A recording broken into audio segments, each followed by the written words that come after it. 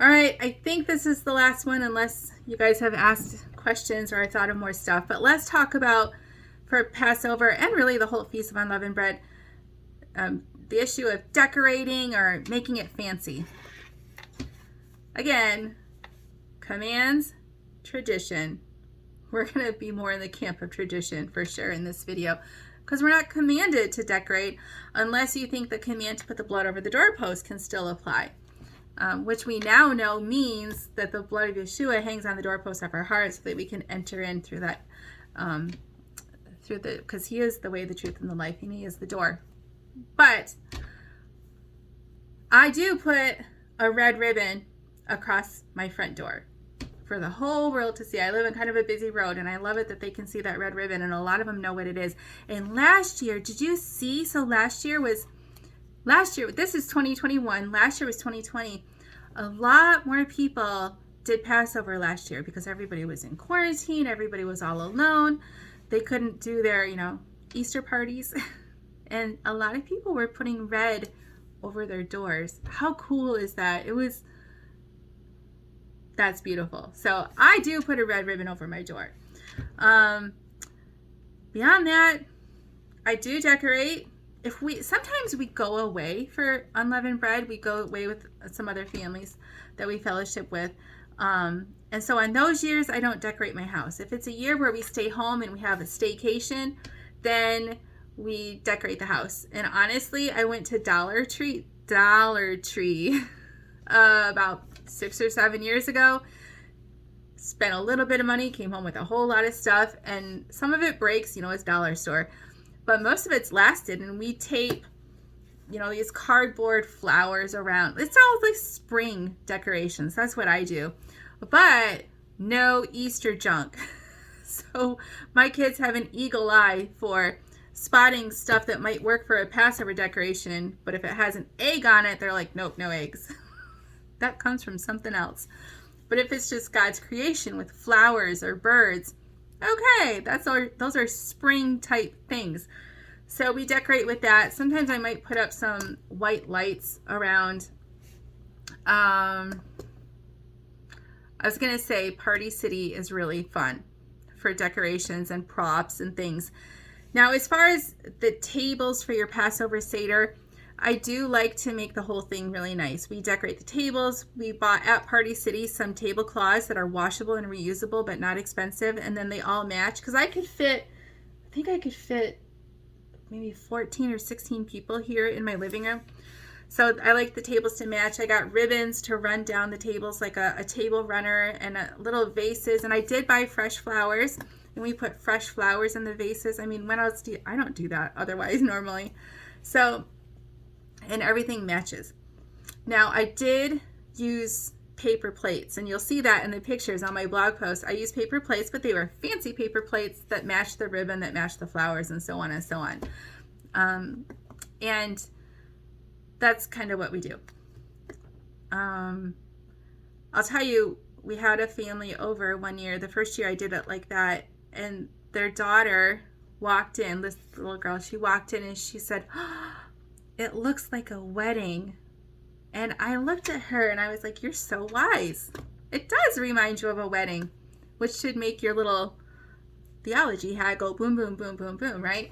I just thought that was so cool. So ever since then now I'm like, think wedding, make it feel and look like a wedding, the wedding supper of the Lamb maybe. And see, again, you could take off in so many directions. But so when I decorate, and that's a good thing to keep in mind, when we do these things, these traditions, are we doing them to impress each other, or are we doing them as an act of worship and sacrifice to make this time set apart to honor the King of Kings?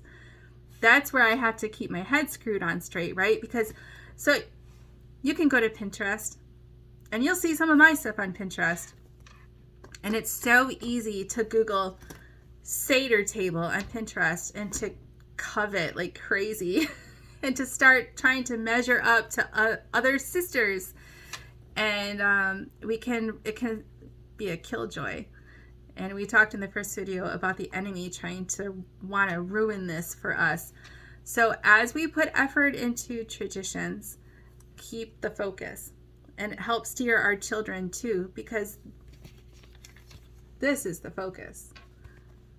This story that we're sinners saved by grace and that we had to be bought back with a high price. This is the main thing. Keep the main thing the main thing.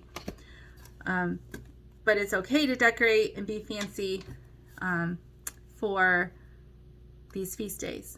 Just, we have to keep focused, don't we? So this is a fun time to have crafts leading up to it and during. And it's okay to use paper plates, and it's okay to have the whole thing decorated for children. You'll see pictures in the magazines that I have about one lady, like the whole tables were just kid-like decorations. Like she made it look like the Red Sea, and then there was dry land down the middle of the table with like a burlap runner. And then I think I saw she had like the Lego guys walking down the dry land through the table water. It was really clever.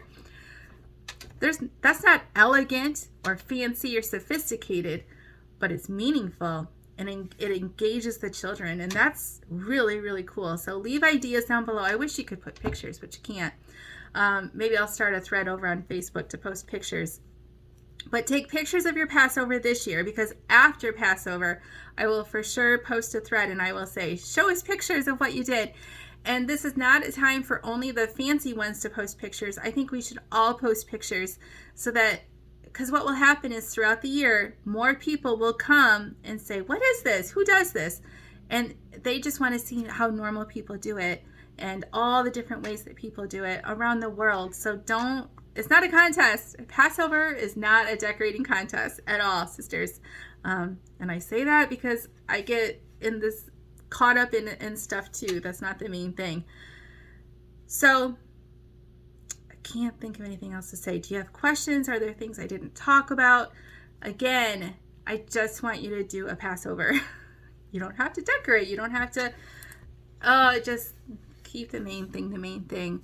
Honor the King of Kings by remembering the gospel, taking the bread and taking the cup, and leading our kids to focus their hearts and minds on what's important. And if you're watching this and you just think this Torah stuff is nuts, please do not misunderstand and think that we only think about the gospel one day out of the year. That's nonsense.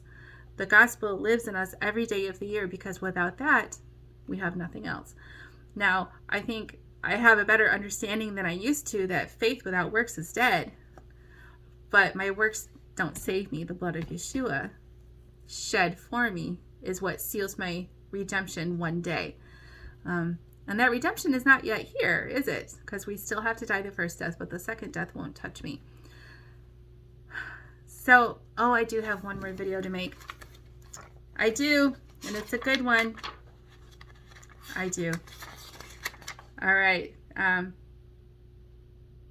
Go and enjoy decorating your house for the feast, and just get some construction paper. Print some pictures off the internet somewhere of flowers and butterflies or whatever, or crosses and empty tombs. Whatever. Have fun. I didn't even say the Feast of First Fruits is in the middle, but it's not really a feast day, but it's a day to remember when Yeshua came out of the grave. There's so much to say. So yes, we do celebrate the resurrection of Yeshua in the middle of the Feast of Unleavened Bread. The Sunday is the day of first fruits. So that's when they found the tomb empty, because of the year that Yeshua died, when he was the Passover lamb, he went into the grave, I think it's on a Wednesday evening. That year, Passover came, that 14th day at twilight, happened on a Wednesday. He was then in the grave for 3 full days and 3 full nights. And when they came to the tomb on Sunday morning after the Sabbath to do their work of anointing him, the oils and things, he was gone. And that now is the day of first fruits, which clearly then shows us, Yeshua. He is the first fruits of the resurrection. So super neat stuff. And, God's people, the Jews, they were observing the day of first fruits for centuries before Yeshua came. So super awesome stuff. So yeah, decorate like that, All right, I'll see you in the next video.